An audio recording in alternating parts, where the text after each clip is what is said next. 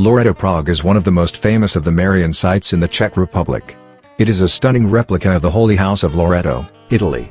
The shrine was consecrated in 1631 and became a popular place of pilgrimage. It is a simple, stone-walled building and has a copy of the statue of Our Lady of Loreto inside. As time evolved, a church was built surrounding the Holy House, the Church of the Nativity, which was consecrated a little over 100 years later, in 1737. As a result, the shrine is located in the middle of the courtyard complex between the church and the cloisters, surrounded by 6 chapels.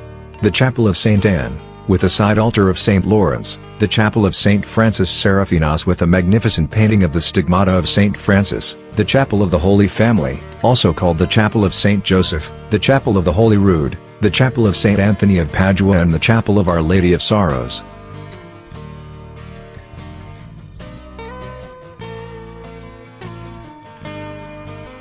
In the tower of the church is a 27-bell carillon that plays the Loretan Marian song 1,000 times we greet thee every hour from 9 a.m. to 6 p.m. daily. The treasury consists of a rare collection of liturgical objects from the 16th to 18th centuries, the most famous of which is the Prague Sun, a monstrance encrusted with 6,222 diamonds. They started construction of the site in 1626, and they blessed the church in 1631. 50 years later, the main church and pilgrimage site were surrounded by cloisters. Subsequently, in 1740, they added an upper story to the cloisters. Then a Baroque facade was designed and added at the beginning of the 18th century. The chapel is most known for its distinctive chimes which have been in place since 1695. Watchmaker Peter Newman constructed the set of chimes in 1694. They made it from 30 bells of differing sizes, including smaller and larger bells. On the axis of the cloister, beyond the Loreto Chapel may be viewed the pilgrimage church of the Nativity of Our Lord. It is one of the most impressive surviving Rococo interiors in Prague. Here, Baroque organ resound every Saturday afternoon during the regular concerts organized for visitors.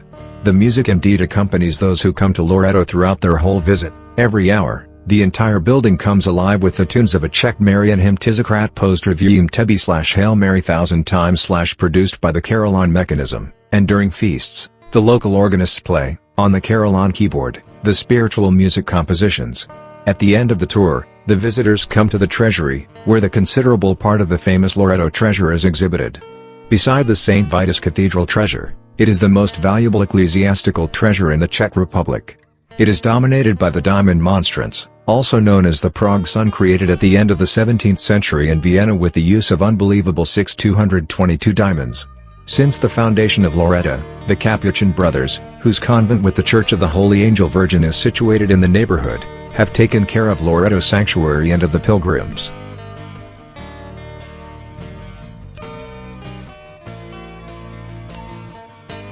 The Prague Loreto is a remarkable Baroque historic monument, a place of pilgrimage with captivating history. The expansive decorative frontal facade with the clock tower, from which the Loreto carillon tunes may be heard every hour, shall certainly not go unnoticed by any local or foreign visitor passing here on his or her way to the Prague Castle. It would, however, be a great pity to enjoy only this picturesque view opening before us from the terrace of the Chernin Palace. Those who descend as far as the Loreto Square and pass through the Loreto Gate will be pleasantly surprised by the place of pilgrimage disposition. We are convinced they will appreciate everything of interest that is to be seen here. Only when we walk through the frontal building, we shall find ourselves next to the Loreto itself, that is the Loreto Chapel proper, the so-called Santa Casa or Holy House. It is a copy of the Holy House of Nazareth worshipped in the Italian Loreto as a place in which the miracle of incarnation had occurred. Here, Archangel Gabriel announced to the Virgin Mary she would conceive and become the mother of Jesus, the Son of God, marking his incarnation.